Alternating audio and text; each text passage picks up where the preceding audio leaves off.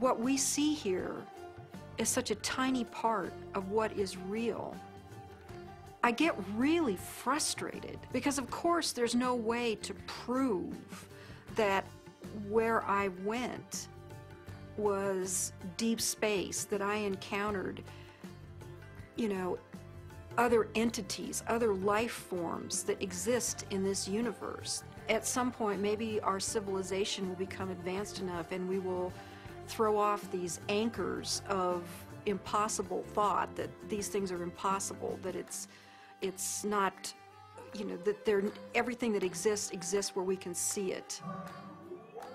I wrapped up the studies in '95 and really just had to take a break for a couple of years.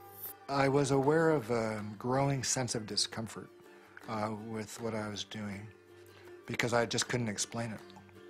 And it seemed to me if I couldn't model and explain what was going on that I was doing and just, you know, bringing people to the edge of these kinds of experiences, it seemed like I ought to. That it was a little irresponsible to be sort of pushing people off the cliff like that without really knowing exactly what it was and accepting and understanding and feeling comfortable with that model. And, you know, I think what began dawning on me after a while once I stopped the study was that I was really dealing with a spiritual phenomenon. What do these experiences say about the nature of reality, the nature of our minds, or the function of our brain that we can so quickly shift into these alternate realities? Let's take a step back and consider how these experiences inform us about ourselves, our consciousness, and the symbiosis of the two. It started seeming to me that what was happening with DMT, particularly with respect to some of these reports of entering parallel or alternate or freestanding parallel sorts of realms of existences, that indeed was what their consciousness was doing. The chemistry of their brain, which is the organ of consciousness, was being changed by DMT in such a way that they could then receive information that we weren't able to receive normally. Yes, there's the experiences from DMT and ayahuasca, and they have their function.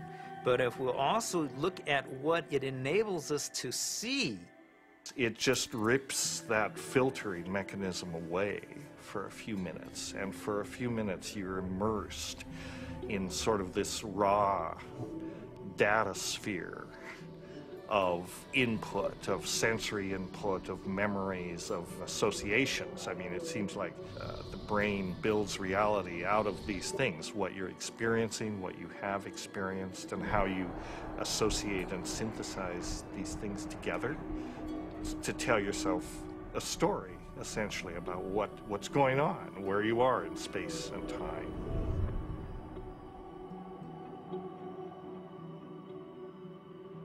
It's the brain that helps us to process all this information and to create for us a rendition of what our world is all about. But we're trapped within that brain. However, in spiritual experiences where people feel that they get beyond the self, in certain types of psychedelic experiences where you have incredible sensory and other types of phenomena, people really feel like they are able to kind of get outside of their brain. We have to take a very big look at what is going on within them when they have the experience and try to understand how it happens physiologically and try to make sense of it from the subjective perspective as well as from the objective perspective. I don't think you can just say, let's just explain it away on the basis of science.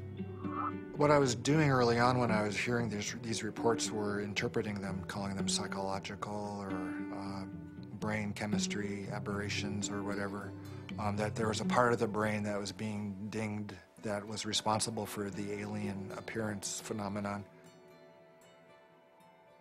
This is not a new phenomenon. Entities in altered states, have been recognized for an extremely long time in many cultures over the millennia. Helpers, spirit assistants, angels, all of these different entities have been fairly common throughout man's experience of altered states and through much of man's mythology.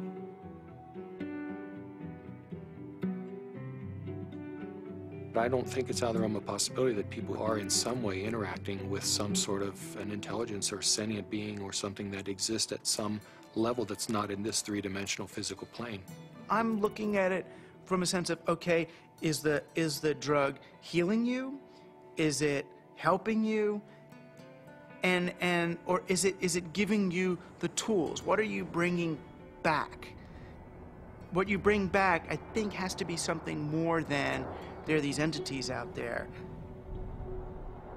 The best psychedelic explorers are people who realize that even the truths they see on a trip are not truths, but new models, new what-ifs, alternative frames. Unless there is a map and a clear methodology, then one will just have a variety of different experiences. All these various experiences that have been reported, from NDEs, near-death experiences, alien abductions, alien encounters, sexual ecstasy, I believe all of these experiences, in fact, are fractals. If we understand the concept of fractal geometry, no matter how small it is, it contains everything that is in the larger picture. And thus, that validates profoundly all these various experiences. Discount the phenomenon as hallucinatory or imaginary. I think it's maybe more useful to look at a mechanism of action. You know, if it is real, then perhaps how does it work?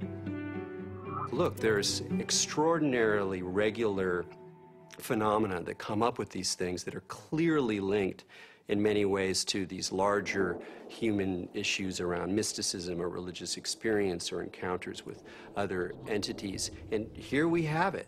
And if you can't go in there and really go in there and account for this material inside your neuroscientific framework, you're leaving a huge gap. You got to account for this stuff the way you got to account for dreams, the way you got to account for all sorts of psychoactive responses. Using DMT as an explanatory model, as kind of the mediator between our consciousness and the consciousness of a non-corporeal sort of reality, you know, it's handy. With DMT, there are no words. I would try to wrap mathematical vocabulary around the experience afterwards. I specialized in the metaphor of vibration and how vibrations in fluids created form in fluid, and that would be the key to the relationship between the spiritual realm and the ordinary realm. This was the window that was opened by DMT. Using psychedelic drugs or other types of pharmacological substances can help to induce a state where people feel that they touch a deeper sense of reality, where they understand reality on a more fundamental level, and they gain a great deal of insight and knowledge into the ways in which the world works and how they are, as a human being, supposed to relate to that world. DMT is somehow, it seems to me in my experience, more of a breakthrough than LSD, mushrooms, peyote, and so on. It's instructive.